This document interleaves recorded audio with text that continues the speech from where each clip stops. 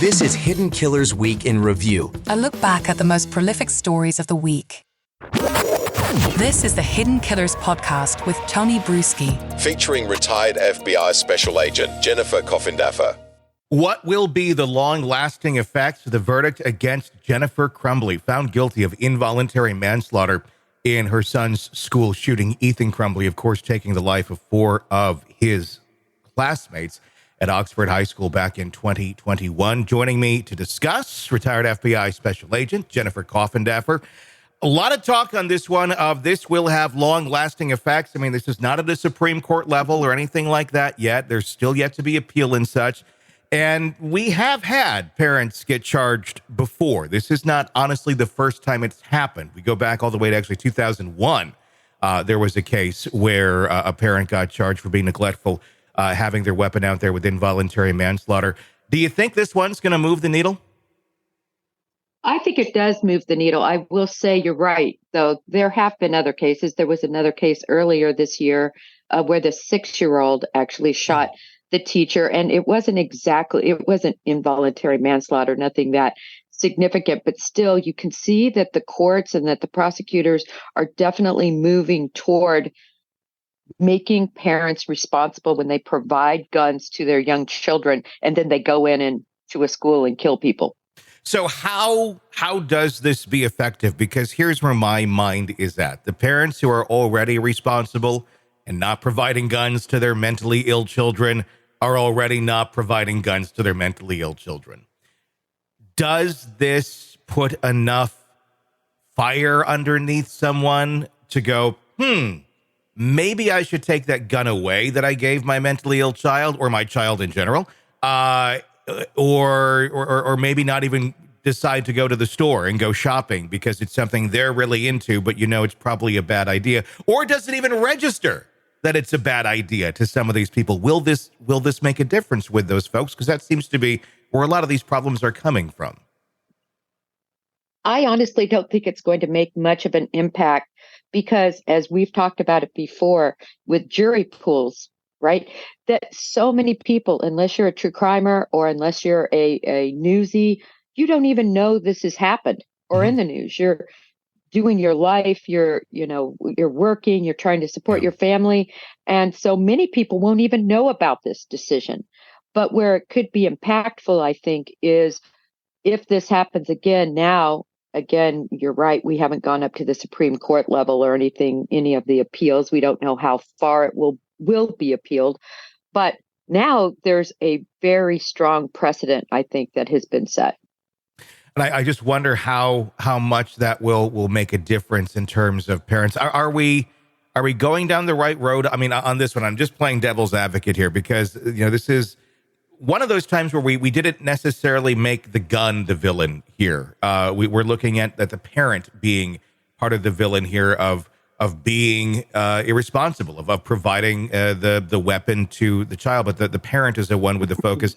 Is this another one of these where it's like, okay, it's another speed bump that we can try and put in here, but we're still completely ignoring the actual issue being mental health, being the fact that, okay, we're going to implement this stuff, but then what sort of tools do we give the parents that could actually use it, that could help them realize right and wrong, what's safe, what's not safe? Because it's one thing to make this, some sort of precedent or make this some sort of a legal standing going forward. But again, if you have a general public that has no idea this even happened or really understands or has the resources to prevent these sort of things from happening, what do you do? I mean, obviously buying a gun for a kid is not a great idea when they're mentally ill, but I don't think there's a lot of parents that necessarily have the light bulb going off saying this is a bad idea.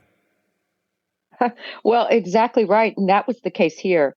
I always said, yes, was she negligent? Yes. Did I believe she would be found guilty? But I also said, I don't think she really understood the breadth of his capability in terms of committing homicide. I really still don't think that she really understood it, but she didn't understand it because she was so neglectful, right? She was too busy doing her other things to really have the light bulb on and, to read his readings where he says, basically my parents won't help me. Yeah. I'm asking for help and I'm not getting any help. So, to your point about mental illness and parents really being armed with what they need to help these children, it just doesn't seem to be happening.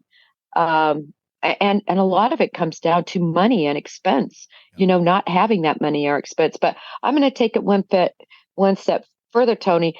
I think this case should be a wake up call, as we're seeing over and over again, to kids that bully children. This didn't really come out as much there, but we know he was very alone. He had one friend and a dog that he could relate to. Both of those were, taken off of his plate that kind of propelled him into these actions. But I guess my point is America needs to wake up to the root cause of some of these shootings. Mm-hmm. No, I think that's a good point to make. I mean, it's a difficult one too, because we're talking about kids, but we are talking about environments that perpetrate, really going after people who already have some mental illnesses, including anxiety, including depression, and really finding ways of pulling those people down even further. Now, a lot of us, went through childhood. We get this. It was cruel. It was horrible. But they're in a totally different environment today dealing with these sort of things, which almost magnifies it 100 times worse than a lot of the world that we lived in. It was, you could get out of that class when we were kids and you weren't by these people. Now you get tortured 24/7 online if some group of people or some group of kids so much wants to do it, and the parents are completely ambivalent or just clueless as to the fact that their children are bullying other people. That is a huge thing that, again, we also seem to kind of look over here and like, well, kids will be kids. They will, but they can certainly be better. Yeah, and I agree with you. The magnification has occurred because of social media and cell phones. These kids are not left alone when it occurs, and they're made fun. I mean, we see it on Twitter, X, right? Just adults doing it to one another. And it's even worse, I think, certainly in the teenage realm. But I'm not trying to, blame any possible bullying for his actions. There's no excuse for his actions. But while you provide no excuse, we can look at explanations. Yeah. How did this kid, a 15-year-old, get to the place that he wanted to kill all these people? And so I think that has to be explored. And I think parents are going to continue to be held responsible when they provide guns. And for those of us, I have a lot of weapons because I teach firearms and I'm former law enforcement. So I have a house full of firearms. I say a house full. I have a safe full of firearms in my house. So, and I took my children out very young. I mean, my oldest son went out with the SWAT team, and shot and learned all that because I felt in my situation, if you are going to have a gun in your house, your kids better understand what it can do, how to work it safely, how to safe keep it, safe management of that weapon. And so in other words, they did take him to a shooting range. They did try to teach him, I guess, that if he was going to have a gun, how it should be. And I think many parents do this, Tony. Oh, yeah.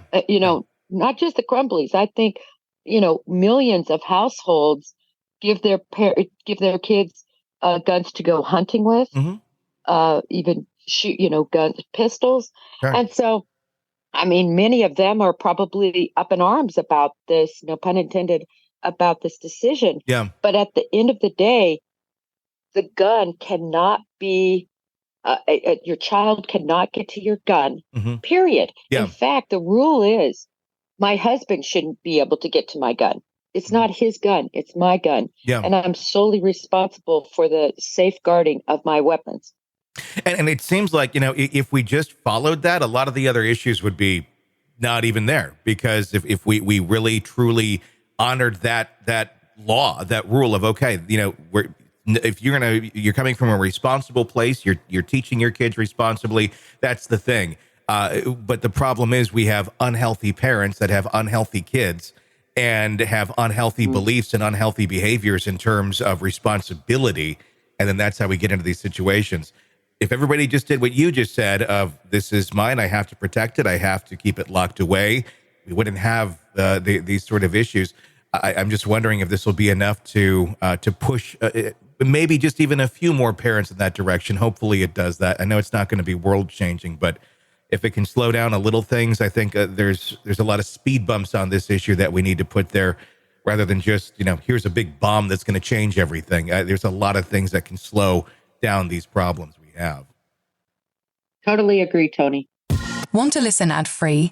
Want advanced access to all of our interviews before anyone else?